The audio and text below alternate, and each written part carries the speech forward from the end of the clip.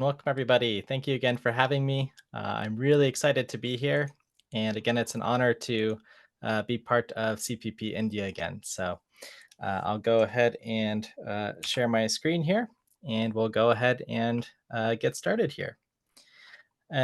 Okay, so folks, feel free also if you'd like to ask any questions. I'll keep an eye on the Q&A. I always like to make these sessions interactive, but we'll spend the next hour or so together. So again, this titled talk is Getting Started with Modern C++. It's a tour of features, and really it's looking at what the things are that I wish I would know if I was starting to learn C++ in 2024 and answer some important questions. So we'll sort of get to it here. Again, as far as my introduction, I'm a faculty joining Yale University here, and I do a lot of teaching in computer systems and graphics. So if you see some of those other talks that were mentioned that I've given, they're probably in the domain of graphics, for instance, or teaching other programming things in C++. And then I'll leave it to you to check out some of the links there. So the code and the slides are actually available already on my website if you just search my name. So you can take a quick screenshot of this if you like, or if you just search my name, you'll certainly find things. And there are a lot of links and things to explore in those slides. So again, I welcome you to take advantage of those resources. Again, I've tried to make this slide set useful for you beyond just the talk here and our conversation. So of course, you've probably seen the abstract for this talk and what it's about here. So I won't go all the way through this. So let's just go ahead and kind of move on. And if you're newer to the C++ community, I also just want to give you some inspiration and a few resources you can check out. Again, feel free to click on and look at these links later on at your own pace. Again, they're kind of a nice way to tour the C++ language and just understand how everything pieces together. So if you're a student, for instance, just getting started, this could be a nice place to start, and then you can continue on with this talk. So with that said, let's go ahead and begin now that we're through with the prerequisites, and let's talk about some C++ here. Now, I'm going to go ahead and throw a slide here, and you'll see some code on the right side here.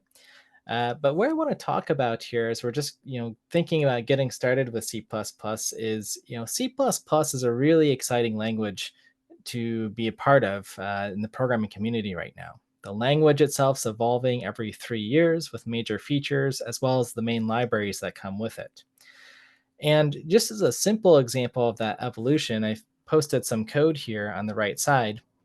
And you'll see at the top right is just some kind of standard C style loop here where we're just iterating through a collection. That's this vector here, one element at a time.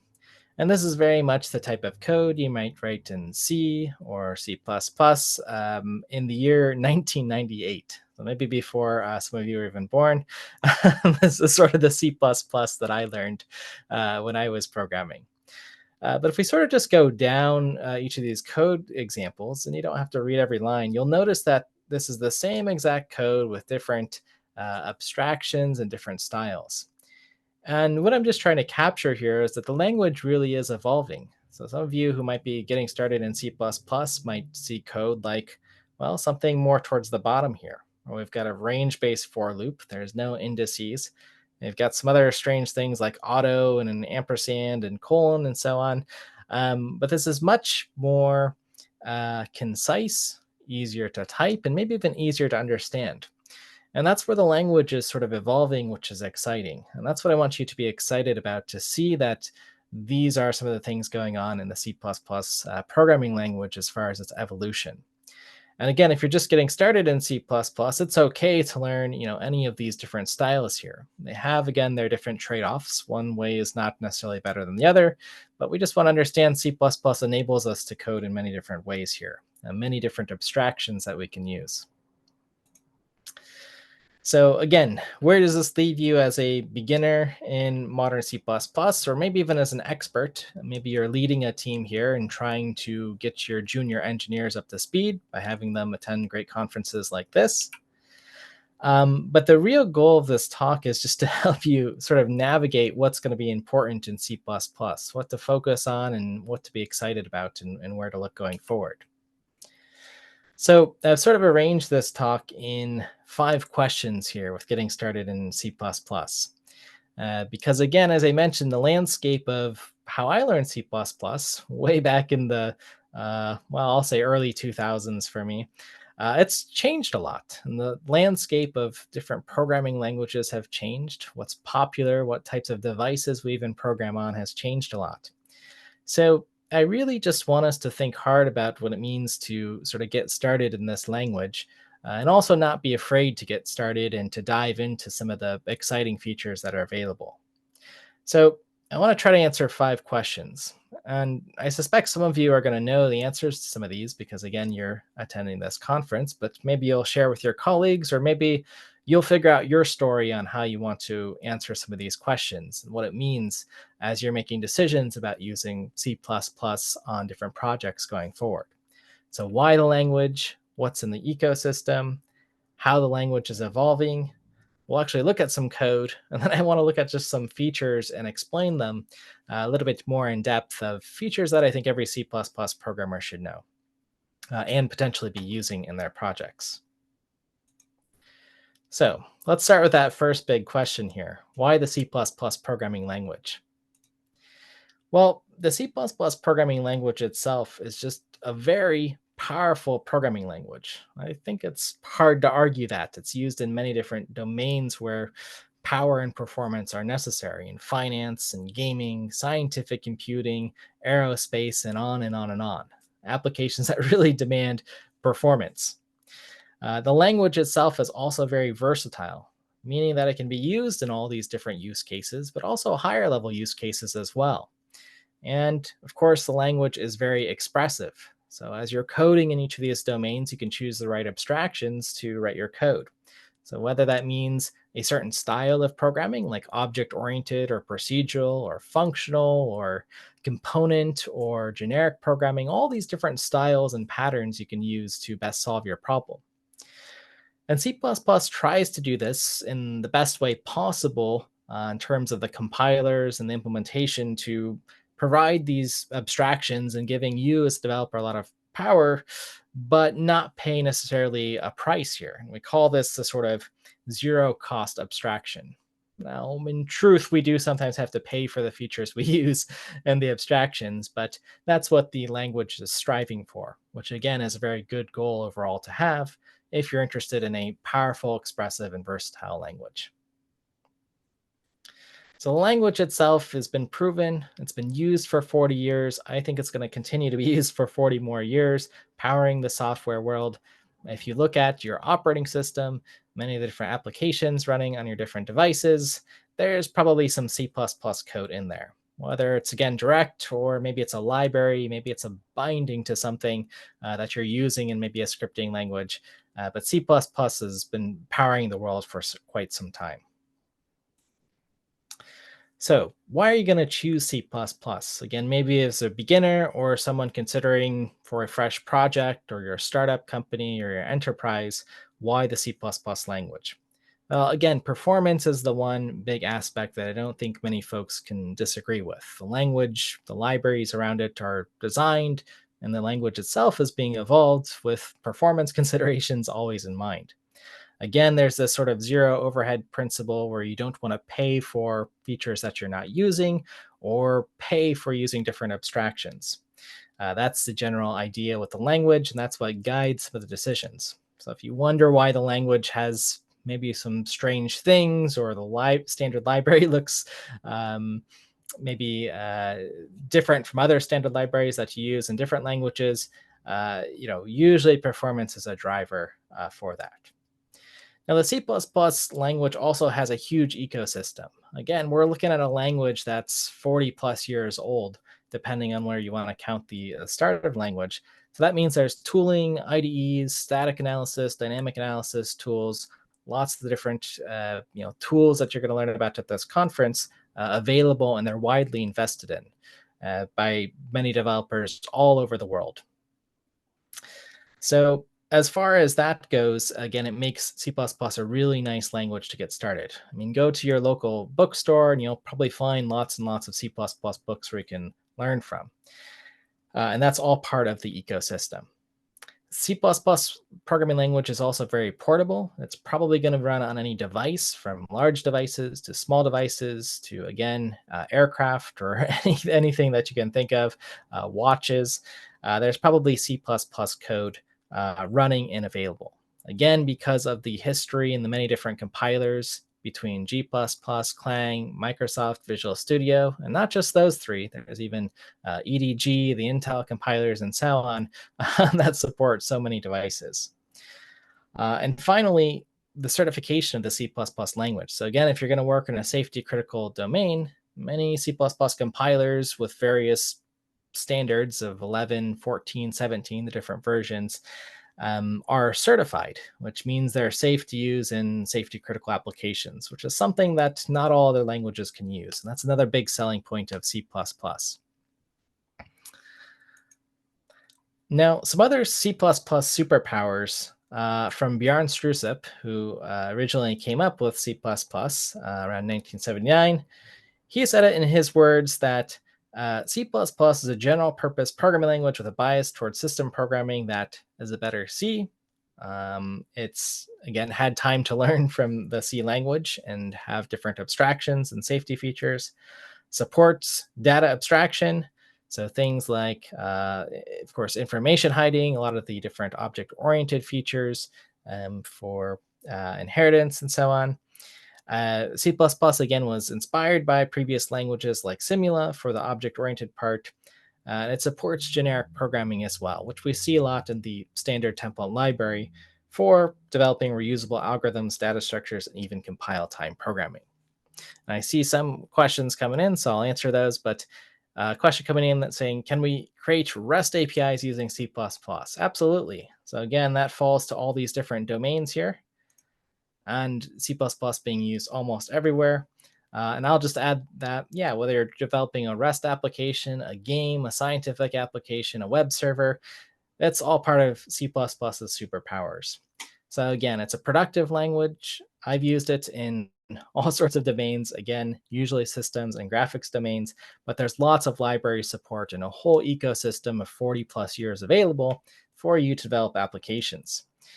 There's many evolving features in the C++ language as well to develop safety. So for instance, smart pointers, which we'll talk about later, as well as a range of other things like ranges as well.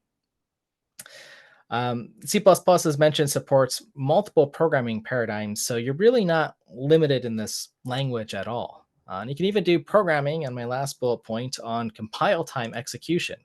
So you even get to think a little bit about your program running while it's running, or what's your program actually doing when you're building the software. You can also compute during that time, which is a really, really powerful feature of the C++ language. And as folks are asking some questions, can we do web design and create web pages using C++? Absolutely. I've done it myself. I know folks who have generated static website developers using static websites using C++. It's all possible because, again, it's a general purpose programming language that really doesn't limit you. And that kind of gets into the, what's hard about learning C++? Maybe it is even part of understanding when you have the whole world available, what can you do with the language? And the answer is you can do everything. So following up on that question, you do have to be a little bit disciplined about what features you use. But I want, again, beginners to know you don't have to use everything. And as you work in different domains, you'll have your specialty and libraries and features of language that you use or that best fit that domain. That just takes some time to do and some practice, which is what we want to talk about today. The right way to use C++ often does just depend on the project that you're doing, on your experience working with a team, and so on. And again, the C++ language, generally speaking, when compared to other languages, doesn't really have guardrails on it. Again, that can be a really great thing because it allows you to do anything. And that's one of the reasons I like and will continue to use C++. But if you do want some of those guardrails, you're going to need to learn some of the tools that can help you write safer C++ code, let's say. So again, that can be a little bit of a double-edged sword. Now, the other thing that's kind of maybe difficult about the C++ language is just, again, understanding the ecosystem. It's a compiled language, so you have to know how to compile things, and you have to know how to structure large projects, let's say, because it's an excellent language that scales well with your project. So those are a few things that I've just seen in my teaching that folks tend to need a little bit of help on. So I want to talk a little bit about them as well today. And directly get to our second question here, which is, what is the C++ ecosystem? What's that look like? So here's a large list of tools. And again, you can refer to the slides later to see this is sort of what my personal C++ ecosystem looks like as far as different tools, editors, build systems, libraries that I use. These are the main sort of things that I want available. But at a minimum, again, all you really need is a compiler, a linker, which often sort of gets hidden. We forget about the linker. We want to pay respect to the linker, but it does an important job of combining and gluing together our project and a text editor. So again, if you're starting out in the C++ world, you don't have to overcomplicate things. Just like other languages, these are the only real three things that you need. And most of the time, you're only going to really see the compiler, and it'll sort of hide linker and other things for you, and a text editor. Okay, so along with the ecosystem of tools, I do want to give you just some hints of things to explore, depending on your level once you're starting to get comfortable with C++, on how to make your life a little bit easier here. So the first thing that you can do is start using your compiler and compile with warnings. That's what this capital W all is, and treat your warnings as errors. That's just a good practice that I think will get you out of trouble later on. And you'll find there's actually a bunch of these different flags that you can use and set, but these are sort of the default. -G is a super useful flag for this other thing I'm going to talk about, debugging tools, which helps add in some additional data to your code. Let's call it metadata. That basically helps you when you're doing debugging. So whether that's through your IDE or a tool like GDB, LLDB, or UDB, for instance. There's also some lesser known flags here like this -W effective C++ that'll give you some best practices. And I do recommend actually using some of these tools so you can actually let the compiler help you learn. Because again, the compiler has a view of, well, everything basically in your code. And it's nice, to make your compiler work for you instead of against you here. For folks also just getting started, I'd encourage you to use this other tool here called CppCheck. This is what's called a linter here. And basically what it'll do is look through your source code and just tell you if it suspects there are some bugs or warn you about programs. Or even it'll tell you, hey, this is a new way to do something in C++. Because again, the language is relatively large, so it's nice to have a tool that can tell you what sort of the right things are or the best practices. So feel free to use these tools. It's not cheating in any way. These are widely accepted tools that we have available. So CppCheck is one that I like, and it's as simple if you're on Linux like me as just doing a app install and then just running CppCheck, enabling a check for all the source files that you want, and that's it. And again, on Windows and Mac, you can just run the installer. Now, again, debugging tools are a really important part of the ecosystem. Some of you will have these available in your IDE, like Microsoft Visual Studio, for instance, or C-Line or Xcode. Will have debuggers built in, and use these tools to step through code. Use these tools to step through unfamiliar code if you're just starting in a project, because they'll point you to the exact line of code that's executing, and you can kind of follow along and take notes. It's much better than just printing out all the variables. So there's many different talks on debugging, but I definitely encourage it. And there's even cool things you can do with debugging, like travel back in time with time travel debugging. So I'd encourage you, if you're more of an advanced user listening in, to check out UDB. Now, what I'll also say about the ecosystem is there are a lot of tools. Again, if I hop back on this slide, look how long this list is of different tools. And I've even just named a few that I've said are really important or important to me. But what I think might be a good exercise for you to do or think about doing on your team is to look at some C++ projects or even project templates. This is one from Jason Turner. He runs a really nice YouTube series called C++ Weekly, which I'd encourage you at any level to take a look at. But basically, what he has here is a project template for uh, doing projects using CMake, his build system, continuous integration, um, using these linting tools, various analysis tools, what flags he's using on the compiler, what version. And I think this is really a nice way to just kind of see what other folks are using, what other tools, for instance. So you can use these for your own inspiration just to see what's going on, whether they're templates or real world projects that you find. And I think over time, it might be wise for you to sort of build up your own template because you're likely going to do many different C++ projects. So take note of some of these tools and things that you like, or how even a project structure, just to help you get going. So that's what I sort of recommend here. Now, there's a question coming in on the ecosystem here about what things are. Let me go ahead and go back here, like the sanitizers, um, ASAN, TSAN, and UBSAN, which stands for address sanitizer, thread sanitizer, and undefined behavior sanitizer. Again, things that help you catch errors. And someone's also put in the comments about memory sanitizer. And there's other tools like Valgrind as well on Linux, or Leaks on Mac, for instance, that are very useful as well. All right, so with the ecosystem in mind, let's go ahead and look at question number 3. So I've told you I'm excited about the language. I've told you a little bit about the ecosystem, but we still want to sort of understand, is C++ evolving for the future? I mean, is it worth it? If you're learning programming right now or still programming in C++ and trying to decide, well, should I learn all this new C++ 23 or 26 stuff? Let's try to answer that question. And I have one other question coming in on the ecosystem front, on the lack of a standard package manager being a problem here, because a lot of other programming languages do come with default package managers. I've actually heard a lot of success from folks using VC package, the sort of default from Microsoft, but you can use it on different platforms, or Conan. And folks really like that, and that tends to have most of the popular packages. I think it's just not well publicized enough. And there's actually a lot of work going on from the folks at CMake at Kitware for sort of standardizing some of this package management stuff. So I think we're going to get it. I think we're basically there. And I don't know if there's going to be one that's ever standard, but I think people are working on it.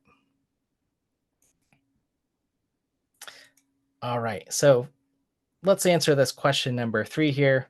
Is it worth it to invest in this ecosystem? And yeah, learn about all these things like package managers and so on. So what's really going to be important, and I show you the timeline here, is that the language is evolving every 3 years. That's a pretty good cadence. The C++ committee is growing, and lots of stakeholders, lots of folks and engineers and so on are working hard on the language.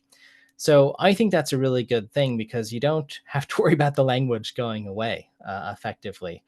Um, People are working hard on it. People have code to maintain. People have new projects to build again in the C++ language. The language also makes a really great effort to support backwards compatibility, meaning that code that I write 10 years from now is still going to work, even as the language advances. I think that's a really important thing for the C++ language and its future. And it is something that I actually really like about the language. It can be extremely valuable if you're working on a company and have code that still runs. um, so is it worth it for the time and the effort to learn C++ and the ecosystem? Yes, absolutely. Time spent in C++, or if you learn other languages, are going to benefit each other. Remember, C++ is this large language with lots of features that you can sort of use, and learning other languages sometimes helps you improve your C++. I've got talks about that. But what I can say is having all the features and all the power sort of available in one place is really, really nice for learning just as a software engineer and being in the C++ ecosystem. Okay, so here's what the evolution looks like. Again, I said, 40 plus years of history at this point, from Bjarne's C with classes compiler to some other compilers that started showing up to where we are today in 2024. So here's just a look at the evolution. And all I basically want you to capture from this slide here is we had this period from 1998 to 2010. And that was basically the sort of standard C++ stuff. We'll call it just what folks will say when they say C++. Now you'll hear frequently modern C++, which is C++ 2011, well, all the way up to where we are today. And sometimes folks will even call it postmodern C++, but really 2011 through the present and beyond is the modern C++ era. And this is a language that has more features, kind of keeps things up to date with what other languages are doing or have done. And you can see that there's this 3-year evolution cycle. Again, it's a good thing that the language is actually growing, in my opinion, because that means it's alive and well, and people are caring about and using this actual language here. So there is, a lot of really exciting things going on with the language here. So can I show you some C++ code now, finally? Yes, why don't we get into it? So what I'm going to do is go ahead and show you an example of sort of some code that was written in this pre-2011 era, and some code that uses some abstractions from, well, beyond 2011, the sort of modern C++ era. And we'll kind of see what it allows us to do in the programming language here. So let's go ahead and take a look at some code here. And in order to look at some code and do something interesting, let's solve a real world problem, because again, C++ is a productive language for solving problems.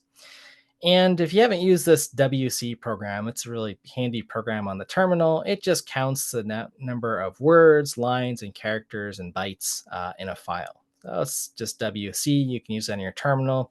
If you're on Linux or Mac, you might be familiar with this. And I'm sure Windows has the equivalent. So anyways, this is just a little nice exercise to write a real world program here. And again, if you're more senior and listening to this talk, maybe this is just a nice take home project if you're interviewing candidates or something. All right. So here's a chunk of the what I'll call the WC 1998 version of this program. So it's compiled with C++ 98, which you'll see here in the command line. I'll just highlight briefly. The standard equals C++ 98 here. And here's the bulk of the code here. Okay, so I'll briefly explain it. We don't have to look too close because mostly I want to compare this to what this looks like in the modern day. But basically, I've got this struct here at the top here that's going to keep track of that important information. Things like the bytes, lines, and words that are in a file here. And with my struct, I've got a constructor here and, 0 initializing everything. I'll have a handy function here for getting the file size, because that's going to report how many, let's say, bytes are in the file.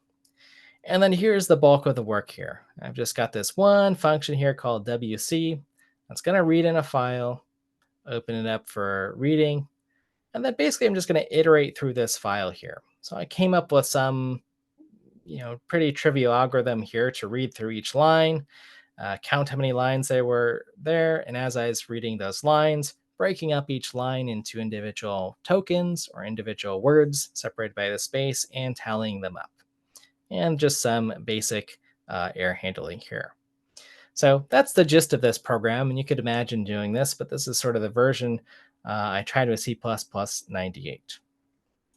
Now, let's go ahead and look at the version with C++ that I've compiled with 23, although I'm not necessarily using all the different features here. But there are going to be several improvements to this program. In fact, if you look at my repo later after this talk, you'll see that it's a shorter program. I'd argue it's more safe. It's easier to read, which is useful for the maintenance of this program. It just uses some different features that maybe expose different ways that I can design a program, which I think is really neat. So a few different things here with this program here as we sort of compare. So the first thing is with the more modern versions of C++, we get a lot more convenience when we're trying to do things that are rather trivial here. So for instance, I've got my struct here, and I can just zero initialize everything here, the different types here. And for each instance of this particular struct that I create, it'll just be zeroed out here. So I have a default initialized value. And again, I'm using the curly braces because that avoids any sort of issues with narrowing conversions there. But I don't even have to have this structure. So if I have a just plain old data type here consisting of some fields or member variables, that's all I have to do. So that's kind of nice.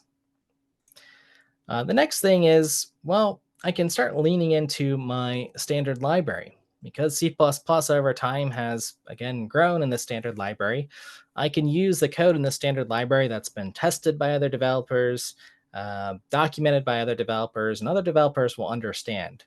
This little trick I used here on the left side in the old C++ 98 version is kind of a hack. I don't know, or I'm not 100% sure it'll work on every operating system. But I can be more assured that this file system uh, header that we have in the C++, I believe 17 library, just has a nice function call for retrieving the file size. So I know exactly how many bytes. So again, I like leaning into tested code here. Now, what about this chunk of code here? Well, on the left side, again, for reporting back the results from our function, this works well enough to get the results from the struct here. But we have some neat things that we can do in our modern C++ here to try to improve upon this. Or we could even debate if it's an improvement or just a different abstraction or opens up some new ideas for us. So line 61 here, I've got what's called a structured binding, which will just read into lines, words, and bytes directly here. So I can actually just either deduce the type here from the WC function that I'm returning by using this auto and then the structured binding to fill out the fields, and then just have them populated, which is kind of nice here. So this is kind of neat here to have that available. Auto itself is useful for deducing the type. We'll talk about that and why it might be useful in different scenarios. And then I've got this finally in C++ 23 print function. So if you don't want to use cout and you want to use format strings, which have also been shown to be a performance improvement in many cases, you can just do print line here, which again is relatively nice and a little bit cleaner to take a look at here. The other change that I have available here, or I have made here in my versus my C++ 98 program is, I came up with this algorithm here with a nested loop, and I would say it takes a little bit of time to just understand what's going on here. Again, this is a small program. I'm sure you all figured this out. You could write something like this. But what I thought would be nice to do is to actually introduce a little Lambda function here, because if I have one job or one task, I can have one function that does exactly one thing here. So on the right side here on my C++, modern C++ code, I just created this Lambda function, which is local or encapsulated within this WC function. So it can only be called within this context. So it's hidden, which could be a good thing. I'm hiding my implementation details from the client. I don't want them to necessarily call this other function. And it just has one job to do, and that is to count the words in a line. So that simplifies my algorithm here. If I look at line about 44 here, where I'm just counting the words in the line. Maybe this code now is more readable. Maybe it's more testable because I can understand the individual components and make sure that those are working. So by having some of these abstractions, it's kind of nice. And again, maybe it's safer because I've encapsulated or hidden some of the implementation details. But Lambda sort of open up this world for us in a really nice way to have local functions. Some of your compilers might support putting functions within functions, but this is sort of a nice and a standard way to have this in the language now as well. So here's sort of the full list of changes that I made. This was only a tiny program. And I think it's actually a really good exercise to just write some C++ code, or maybe read somebody else's C++ code and go through this exercise. If you're trying to figure out, well, what are all these features? How do I use them? Just take somebody's code, find a little chunk, find a function, and see how you can improve it. See if there's some other better way to abstract it or break it down. Again, it's always going to depend on your domain and what you want to do to figure out if some code's optimal or the fastest or the safest, for instance. But it's still a good exercise to do this as learning the new language.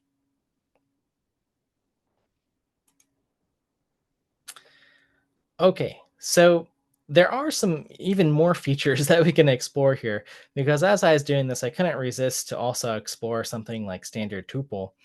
And again, this code example will be available to you in my repository, but you could actually just get rid of that struct for the word count info and just make it a tuple, for instance. So that was just another little trick here where you could actually just return, since you're collecting the sizes of things, and not have to create some other structure. And with tuple, you can do things like name the fields and so on. So if you don't want to have a bunch of these temporary structs available, you can make this little change here. So that was just another idea. You'll have to decide if that's right for you. I probably like having the struct, but in general, if you're going to end up with lots of these temporary structures or things that are used just one time, tuple is kind of nice. And tuple is also going to enable things if you're trying to write generic library functions that you can just pass these in, which are nice. Um, so that's kind of the idea here. And again, you don't have to necessarily expose your whole interface and the structures that you're using, just the data that you're passing back and forth. So again, something else to think about that you have available and built into C++ now. Okay, so with that said, let's go ahead and answer question number 5. Now that we've looked at some code and you've seen how you can kind of evolve the language, maybe use some nice features, maybe some features that you're used to in other languages and you see that they're available, what are the sort of modern C++ features you should focus on? So, again, for me, the real trick is almost always to work iteratively. So again, as I mentioned, I constrained myself and wrote this first code here on the left side to C++98. And I said, well, how can I improve this? What features can I add? Of course, as you know and get more comfortable with the language, you can just dive in and use some of these abstractions, right, through your experience. But as you're doing this, you can take and sort of refactor code and try to again figure out, is your code safer, if that's your goal, more understandable, more has higher plasticity, I would say, so more minimal to change. And those are some of the things that you can kind of think about, as you're learning different C++ features and applying them. So when I was originally thinking about this talk, um, I looked at all the different new features in C++ 11, 14, 17, 20, 23, and even some incoming ones in 26. And on this slide is just the features for C++ 11 that are documented on CPP Reference, another great website for part of the ecosystem that someone mentioned in the comments as well. And I have a link here. But I just want to focus on a handful that I think are really useful. And then you can kind of go through again as you want and try to apply some of these features as needed or as they help you solve real problems. So again, here's sort of my list of just a few features to go through, talk about them, maybe explain something in a way that'll be useful for them to make sense for you. But this is sort of my quick list if I'm showing off someone the language here.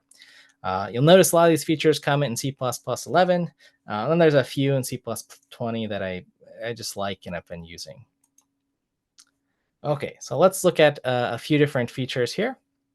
And the first is that I think everybody should be using is Null Pointer. That's kind of a silly one. Again, there's this idea, again, if you have a pointer, it's not assigned to something, you assign it to null or a zero, which is sort of a C-style way to do things that we've inherited. But finally, in C++ 11, we get Null Pointer. And basically what this does is this helps eliminate surprises in our code, making things a little bit safer. Because you'll notice at line 21, this is actually allowed to assign integers to 0. Well, if I try this, however, at line 24, assigning an integer to null pointer, that's not going to be allowed because the actual types are different. So that's again going to catch some errors for us. There's other little things too as well, like for instance, if you're trying to pass in, for instance, null into one of these different functions that takes a integer value here, you can do it with 0 or null. But if I pass in null pointer, again, it's going to compare that null pointer type to int. Okay, so that's where you're getting some safety here. So there's really no good reason in a C++ code base to not be using null pointer. It can catch some of these, what I would call very tricky to find bugs otherwise. If you do need to interface with some C code, maybe you'll consider just using null, or you might have null APIs, but it really shouldn't even matter since null pointer is just effectively a 0. Anyways, so that's the first feature here, a little one. Another feature is auto here. Now, auto is sort of an interesting one in that it really changes how we write code in C++, and that the language feels more dynamic. So if you're coming from a language like, let's say, Python, that doesn't have a statically typed system, at least by default, auto allows the C++ compiler to deduce the actual type here. So for instance, let's go ahead and look at this function here at line 8 through 10. And you can see I have the sum function. It takes in a type of, well, auto A, whatever that type's going to be, auto B, and then it also deduces the return type here. So we can return A plus B here. So if we come to our code here at line 21, you'll see what we're summing up our elements, which again, C++ has deduced some of these, this type here using something called class template argument deduction. Again, C++11 got very smart. We don't have to put in that this is a int or a long type or whatever this integer type is. And anyways, with this sum function, it'll just deduce the type for us here. Okay, so our code can become very generic very quickly. I can now use this to sum up all the different integer types, all the different floating point types, and it'll just do the right thing here. So that's really where I see a lot of the advantage of auto. Auto is also useful for things like at line 26, let's say, if you compare it to line 25, where you have a redundant type declaration here with the iterators, for instance, which are just a lot to type out here. And it could just kind of save some typing and make your code a little bit nicer to take a look at here. There are some folks who say, almost always auto, and that's probably okay advice if you're just starting a code base, let's say, and it's going to change a lot. Auto is really great for, again, propagating changes because, again, it's sort of allowing for more generic code. But in cases where you really do want to know what the type is, like if you really want this type for all of your sum functions to be a short value, for instance, instead of an int or a long, for instance, you're passing little pieces of data or reading data from a network, then you do want to use a specific type. So for primitive data, I tend to avoid using auto. So again, it's like all these features, it comes with reasons to use it or to not use it. But it does make writing generic code a lot easier. So if you're a library writer, for instance, you might consider this. Okay, let's go to our other few small features here that I like here. Range for loop. Again, we saw some of these in the evolution of how we write loops. So from lines 22 to 24, we can see we have this ranged loop here. And this is really useful if I'm going to iterate through the entirety of a collection. Right? This is sort of the purpose here of this ranged loop. Now you can break out of it if you need to, if some conditions hit. But this, again, describes the programmer intent to go from the beginning of the collection all the way to the end and do something right with this little algorithm here. In this case, we're just printing things out using print here. So I like the range-based for loop because it also makes me think a little bit too about how I want to process this data. So again, in this range-based loop here, you'll notice there's a little ampersand at line 22. And again, we're doing things with a reference and avoiding making a copy. So again, you still have the low-level control here. If you want to see what the range-based for loop's doing, there's a great resource here, again, to add to your ecosystem called CPP Insights by, I believe, Andreas Hertog. And this shows what this code effectively transforms to. It is just using iterators behind the scene. So it's just a little something we call compiler magic, where it's actually lowering this range-based for loop into something that looks like this. That's getting the beginning and the ending iterators for this data type. So if you write your own data types and you have iterators supported with them, you can use range-based for loops. Again, a great thing to have and support for your users here. So anyways, I like range-based for loops. They're very easy to read in the code and very easy to show your intent of going from the beginning to the end of a collection. And you don't have to worry about little errors when you're iterating through your loops. Okay, now another feature that's really important and came into C++11 is Const Expert. Const Expert basically enables compile time computations or assists with them greatly. So the compilers will try their best sometimes to do something called constant sub-expression elimination or constant folding. And these are basically compile time things. If you're, say, adding two numbers, 2 plus 3, it'll just say 2 plus 3 is 5. We know that, so let's just put a 5 here in our compiler. But Const Expert, really what it is a few things. It's a hint to the compiler that says, hey, maybe we can do this computation of not just this line of code, but maybe an entire function at compile time. And again, this is where you can get a lot of a performance increase because, well, you spend time compiling it, but for your users, they already have the answer that they need. You've just leveraged your compiler to do the computation and put in the exact value that you need. So that's one part of it. Const Expert is also const effectively. So your data is not changing. So it's also communicating that because it's something that you're computing at compile time here. So we can almost take a look at a very similar piece of code to our previous example, where I have this function. I've marked Const Expert here. And again, I'm using auto here, so I can sort of generically use this for any sort of thing where I can do A plus B. And if we look at the assembly code here, not that I need you to read assembly code, you'll eventually see here there's something interesting if we sort of just match the colors here for the value that's being returned to this value that's being moved is, well, if I'm adding 1 to 11 here, which is C and hex, the value 12, we're just moving that value and returning that result here. There's actually no function call to sum here because, again, it's not needed. At compile time, we're able to figure out and reduce this computation. So it's a relatively simple sort of example here.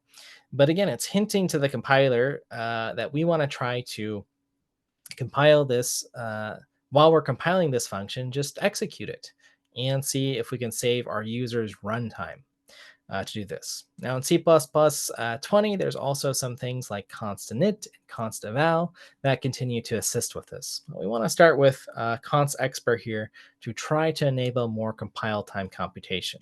Again, another great reason to be using C++. It lets you think about things at compile time and at runtime for speeding up things and performance. There's other benefits of Const Expert, for instance, because it eliminates some things on regarding undefined behavior, because you have to know at compile time how something's actually executing or what value to actually put in. So in many ways, Const Expert can also make your code safer if you're able to do things at compile time.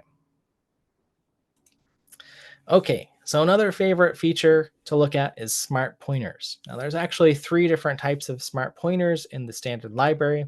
There was 4, but one got removed, the auto pointer. But the 3 that we care about are shared pointers, weak pointers, and unique pointers. And what each of them does is just a little bit different. So I've provided a few videos on it so you can go into the details. But the one that I want to show here is a shared pointer. Now, shared pointer, what it basically does is counts, similar to a reference counting, if you've heard that, the number of times some object is pointed to. And this has to do with really what C++11 introduced, sort of this idea of lifetimes of objects, how long's an object alive or a chunk of memory, and ownership of things. So the classic problems that we run into in C++ are what happens if I delete some resource, some piece of memory before I'm done with it, and then I try to use it? Well, then you get an explosion, right? Well, a segmentation fault, right? Your program crashes effectively. So shared pointers are a way to help prevent that from happening amongst a few other classes of memory types of bugs here. So basically what's going on in this example here is I just create this my shared object pointer here. And then if I have some other pointer, which I wrap as again as this shared pointer type, um, and it points to my shared pointer again, or vice versa, the reference count effectively bumps up one. And that means that there's one other thing pointing to it. So it knows not to delete it within this scope here of these inside curly braces here. And then only when it's safe and nothing else is referencing this other object here will it automatically reclaim and delete itself. So no longer do you have to worry about matching new and delete pairs for dynamically allocated memory. You can use RAII, resource acquisition, as initialization, and along with these smart pointers to just manage the lifetime of objects. So again, this can be a really powerful thing with shared pointers here.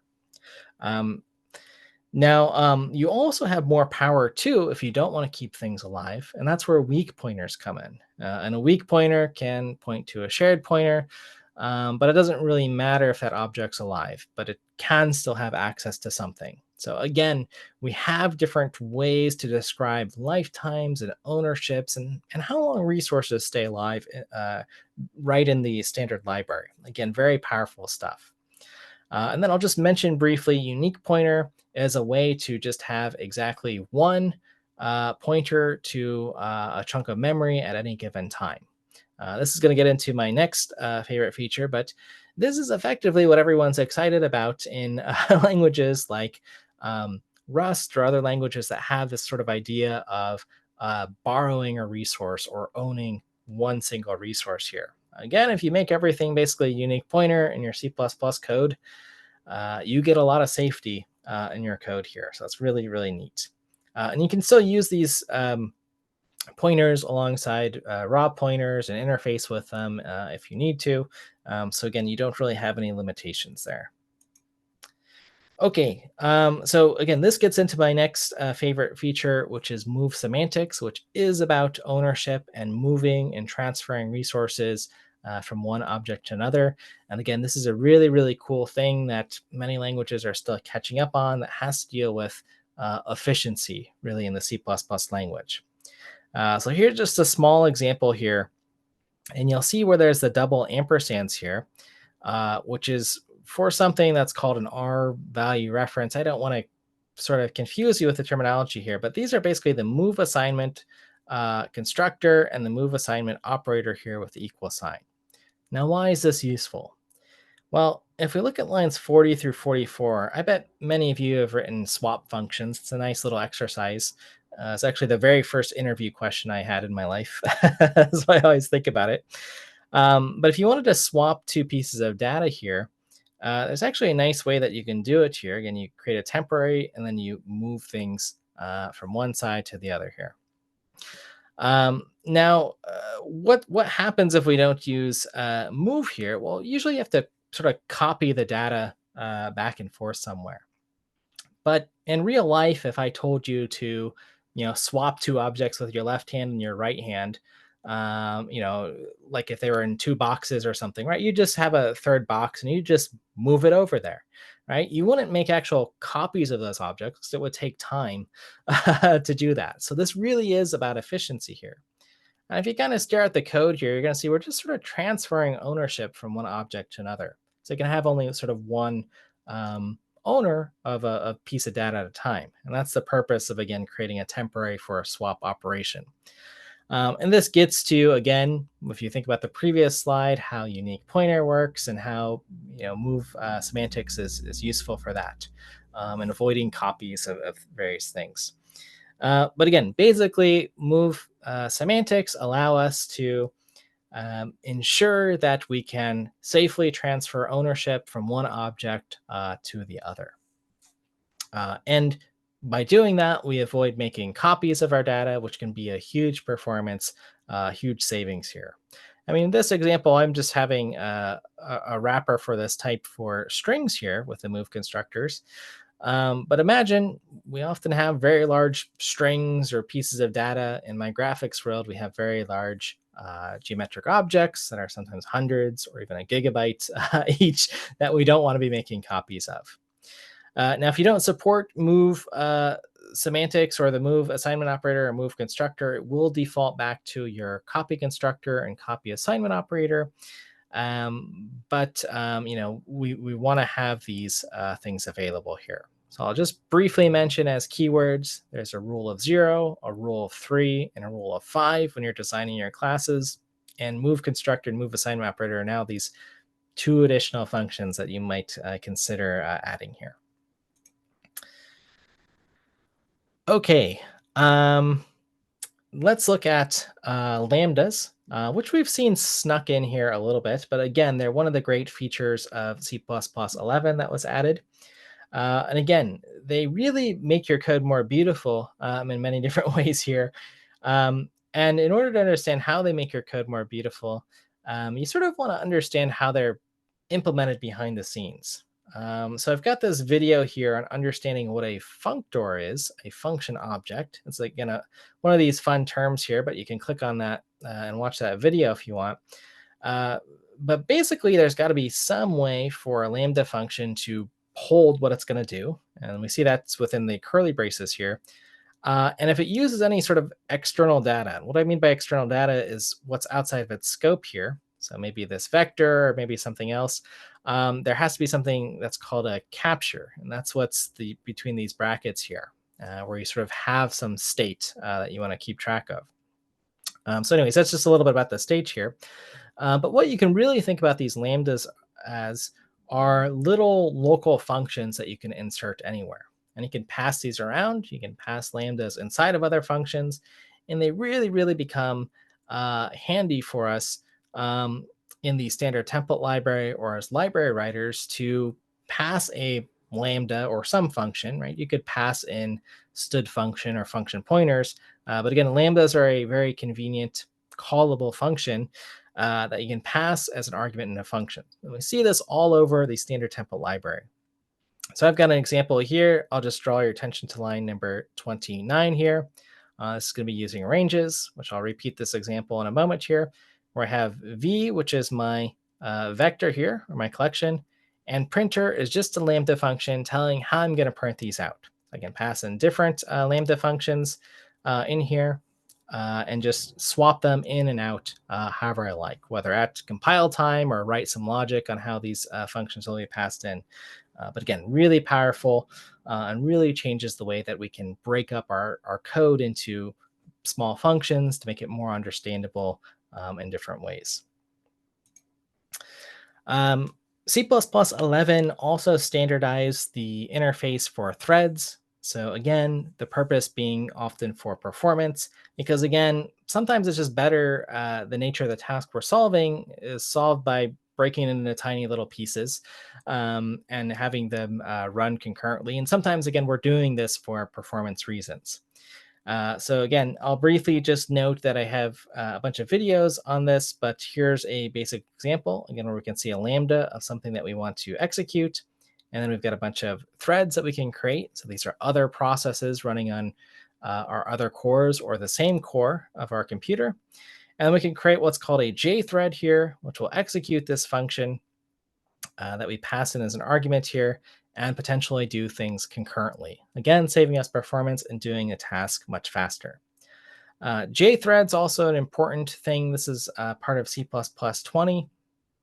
And basically what it allows us to do is just have that thread execute and join back into our main thread so that the rest of our program will effectively wait until these threads are finished executing here. So just a few tiny details there. But again, for performance, if you need threads, if you're used to using, like, say, the pthread library or something, behind the scenes, that might be actually what C++ is using. So you might even link to the pthread library. But now you've got a common and fairly portable interface on various operating systems where, again, C++ is available, which, as I mentioned at the start, is, well, almost everywhere. Okay, two more. Or three more that I want to show here. Unordered map. And what I'll just say about this is, if you're familiar with maps, which are effectively your dictionaries or hash map data structures, unordered map just says, hey, we don't have to care about the order. So this came to us in C++11 with unordered set, unordered multi-set, unordered multi-map as well. But we don't have to care about the order of the objects if we're putting them in. We don't care if they're sorted. We just want to be able to put things in and get them out fast, right? Like some sort of dictionary or hash table data structure. Okay, so now we can do things in, oh, I made a little typo there. O of 1 time in the average case instead of log base 2. So that's unordered map. Okay, one other tool that I think folks should be using or considering using is span.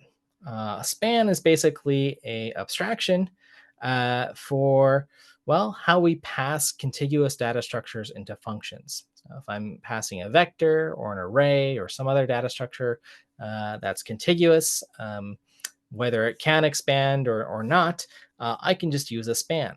So I'll just draw your attention to line 14 on this sample here to show that you can have a span of integers here. So that means this array here of 5 elements. It could be this vector here of any size elements, or it can change. And this will handle things properly with a common interface. So one, I don't have to create a bunch of different functions for handling vectors and arrays on the different sizes. I could just pass in the span, because the span holds the pointer to the data and the size of that contiguous data structure. So we call these fat pointers sometimes in different languages. And basically, it prevents us from having to pass in the pointer and the size and maybe guessing the size wrong, for instance. So again, a nice safe feature. Okay, so C++20, one of the major features was ranges. And basically what I'll say about these are, again, makes our code less error prone and more composable, which is sort of the goal anyways of our algorithms library. But what we can do here with ranges is basically we don't have to pass in the beginning and end iterator. We can just pass in the collection that we want to take a look at. And if we don't want to look at all of the collection, we can also use what are called views here to figure out what the sort of span or the view is of our collection that we want to pass in. So ranges are great. They're a great feature in C++20 to use. And what I'd recommend, again, is you're trying to learn C++ to start with, just write something as a for loop and then translate it to the ranges version. I think you'll find one's much clearer. There's a whole bunch of other fun with how you can compose things and how ranges can lazily execute things, so you're not always doing eager evaluation. So again, a large feature here. Okay, so let me go ahead and kind of wrap up as we're getting towards time here. And again, there's a bunch of resources you can check out on the slides. I've got a bunch of YouTube stuff. There's a bunch of other links in the presentation that you can check out. But what I want to summarize with is, C++ is a great language. There's always room to grow with it, which is why I like it. Because again, it's a language that'll let you do everything. You don't have to use all the features. Again, you'll find your sort of subset of features that are useful. You'll find little things that are handy. I saw folks already posting in the chat here about handy things in file system that are available. Folks are talking about how useful hash map is, or the unordered map data structure. So you always can find useful things, whether in the standard library or other libraries that exist, like in Boost or that other developers have made here. There's just a huge ecosystem for C++, which means you can learn a lot, whether from the book or your colleagues or elsewhere. I foresee C++ still being a leading language for a long time. There's a lot of great systems programming languages out there, but C++ is still amongst the top ones. And it'll continue, in my mind, being used anywhere where folks want performance, as well as, as folks were asking, websites or anything, in between there. So C++ is here to stay. You're in the right spot. Keep learning as much as you can. And I still think in 2024, it's well worth your time learning and picking up C++. So with that said, I just want to thank folks in CPP IndiaCon and all the organizers for having me again. I'm going to keep an eye on the Q&A here as we wrap up. And it's been a real pleasure to be back with you folks here. It's been a great audience and very active in the chat. So thank you again.